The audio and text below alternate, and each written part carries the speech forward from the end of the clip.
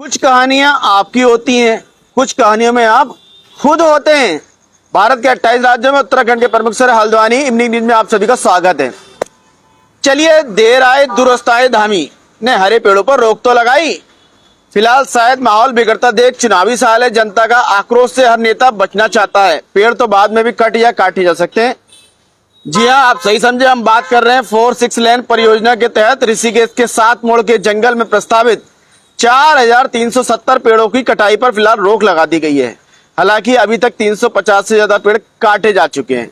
मुख्यमंत्री पुष्कर सिंह धामी ने कहा, स्थानीय लोगों, पर्यावरणों और अन्य हितधारकों की चिंताओं को गंभीरता से लिया गया है। सभी पक्षों के बीच संतोषजनक सहमति और विश्वास का माहौल बनने तक पेड़ों का कटान नहीं किया जाएगा। स्थानीय लोगों ने कल राहुल गांधी से भी इस संबंध में शिकायत की थी। कुछ लोग ये भी कह रहे हैं शायद इसका भी असर हो, क्योंकि राहुल गांधी इस मुद्दे को राष्ट्रीय स्तर पर उठा सकते थे और उनके लिए तो सुनहरा मौका, भाई विपक्ष को मुद्दा मिलने की बात है। चलिए, देश की राजधानी से बात कर लेते हैं अन्य खबरों पर। सीजेपी विरोध प्रदर्शन, जंतर मंतर पर एक महिला ने अभिजीत दिपके पर स्याही जैसा तरल पदार्थ फेंका। महिला की पहचान और इस कृत्य के पीछे का मकसद तुरंत पता नहीं चल पाया। हालांकि पुलिस सूत्रों ने बताया कि उसे हिरासत में ले लिया गया है। यह घटना विरोध स्थल पर कार्यकर्ता सोनम वांगचुक को अस्पताल ले जाने के लिए पुलिस अभियान चलाने में कुछ घंटों बाद हुई है। मुख्य न्यायिक प्रतिनिधि अभिजीत दिपके ने अनिश्चितकालीन भूख हड़ताल शुरू कर दी है। पुलिस वांगचुक को अस्पताल फिलहाल ले गई है। सोनम वांगचुक को मेरी सहमति के बिना कुछ भी नहीं दिया जाना चाहिए, उनकी पत्नी गीतांजलि कहती है। कार्यकर्ता सोनम वांगचुक को दिल्ली पुलिस ने सफदरगंज अस्पताल में भर्ती करा दिया है। उनकी पत्नी गीतांजलि ने कहा कि उसको कुछ भी नहीं देना चाहिए। यह जानकारी उन्होंने प्रेस के साथ साझा करी है। आज प्रेस की स्वतंत्रता और जवाबदेही महत्वपूर्ण है, दिल्ली उच्च न्यायालय का यह बयान है। न्यायमूर्ति गिरीश कथापालिया ने 16 जुलाई को ऐसे व्यक्तियों को जमानत देते हुए टिप्पणी की जिन पर यूट्यूब चैनल के फ्रीलांसिंग कर रहे 2 पत्रकारों पर हमला करने का आरोप था। दिल्ली उच्च न्यायालय ने टिप्पणी की, आजकल मोबाइल फोन और माइक्रोफोन से लैस लगभग कोई भी व्यक्ति खुद को रिपोर्टर घोषित कर सकता है। अक्सर बिना किसी पत्रकारिता प्रशिक्षण, नैतिक आधार या जवाबदेही के लोग खबरें चलाने लग जाते हैं। कर्नाटक से पूर्व प्रधानमंत्री एचडी देवेगौड़ा की पत्नी चेन्नम्मा का निधन हो गया। उन्हें सांस लेने में तकलीफ थी, सीने में जकड़न और उम्र संबंधी अन्य समस्याओं के कारण बेंगलुरु के मणिपाल अस्पताल में भर्ती कराया गया था, जिनकी आज सुबह डेथ हो गई थी। कांग्रेस नेता का कहना है कि कर्नाटक में गारंटी लाभ प्राप्त करने के लिए एसआईआर में नामांकन करें। मैसूर दशहरा में कंबाला का विरोध करने वाले समूह द्वारा अपनाए गए 6 प्रस्ताव। येदियुरप्पा बिदादी टाउनशिप परियोजना के खिलाफ भाजपा के विरोध प्रदर्शन में शामिल हुए। पार्टी बिदादी से बेंगलुरु तक मार्च निकालेगी। मैसूर दशहरा में, जी हाँ, ये हम आपको बता ही रहे थे कि ये मार्च निकालेंगे। मार्च 2-4 किलोमीटर लंबा होगा कहा जा रहा है। कर्नाटक मंत्रिमंडल विस्तार भावी असंतोष को टालने के लिए उम्मीदवारों के साथ व्यक्तिगत बैठकें आयोजित की करेगा। केरलम से सरकारी वकील की नियुक्ति को लेकर केरल के मुख्यमंत्री और केएसयू के बीच कोई मतभेद नहीं है, ऐसा रमेश चन्नीथला का कहना है। 10,000 करोड़ रुपए के निवेश के दावे पर टाटा के खंडन से केरल के मुख्यमंत्री शर्मिंदा हुए हैं। केरल उच्च न्यायालय को एमिकस क्यूरी ने बताया कि डीडीएमए ने 7 जुलाई को वायनाड में मलबा खिसकने की चेतावनी पहले ही दी थी।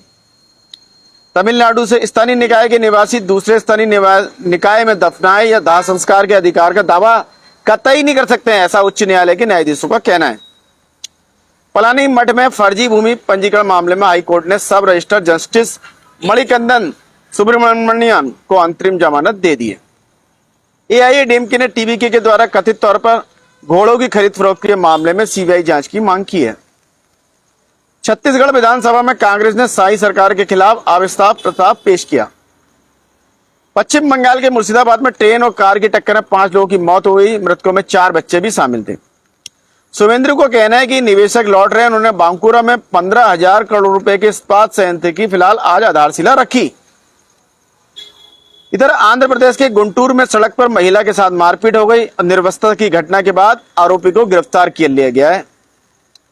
पोलावरम जिले में गोदावरी नदी में मछली पकड़ते समय 3 महिलाओं समेत 5 लोग डूब गए। फिलहाल उनकी तलाश की जा रही है। आंध्र प्रदेश ने राज्य में भूमि उपयोग को विनियमित करने के लिए नए नियम लागू किए गए। नायडू ने आंध्र प्रदेश में भारतीय कृषि विश्वविद्यालय की स्थापना के लिए निर्मला सीतारमण का समर्थन मांगा है। कोल्लेरू वन जीव अभयारण्य में अवैध मछली पालन तालाबों के खिलाफ कार्रवाई में कोई देरी नहीं होनी चाहिए। सुप्रीम कोर्ट की समिति ने आंध्र प्रदेश सरकार को निर्देश दिए। निर्मला सीतारमण के अनुसार 2014 के बाद सभी पात्र लोगों के लिए बैंक ऋण सुलभ हो जाएं। बिहार से आरजेडी सुप्रीमो लालू प्रसाद को इलाज के लिए दिल्ली के एम्स ले जाया जाएगा। बिहार में पीएनजी पाइपलाइन से गैस रिसाव के बाद कम से कम 5 स्कूली छात्राएं बेहोश हो गई। असम से सुप्रीम कोर्ट ने असम सरकार को विदेशी घोषित करने के आदेशों के खिलाफ दायर याचिकाओं पर जवाब देने के लिए 2 सप्ताह का समय दिया है। गुवाहाटी उच्च न्यायालय ने कहा कि स्तनों को छूना नियमित स्त्री रोग संबंधी जांच का हिस्सा नहीं है। दोषी डॉक्टर की उम्र को ध्यान में रखते हुए अदालत ने 17 साल पुराने इस मामले में उनकी सजा को घटाकर 5,000 रुपए जुर्माना किया है। जुर्माना न भरने की स्थिति में 2 महीने की सजा बढ़ा दी जाएगी। अतिक्रमण हटाए जाने के बाद 312 वर्ग मीटर के भूखंड पर ईदगाह का निर्माण हुआ है। राजस्थान से ब्रिक्स मंत्रिमंडल बैठक में राजस्थान की महिला सरपंच ने ग्रामीण नवाचारों पर प्रकाश डाला।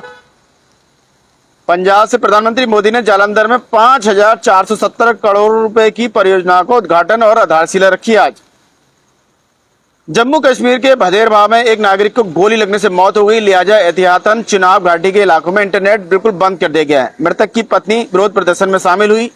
भदेरवाह में सैकड़ों स्थानीय लोग एकत्रित हुए, निर्दोष नागरिक की हत्या के खिलाफ निंदा की और भाषणबाजी करी और नारे लगाए।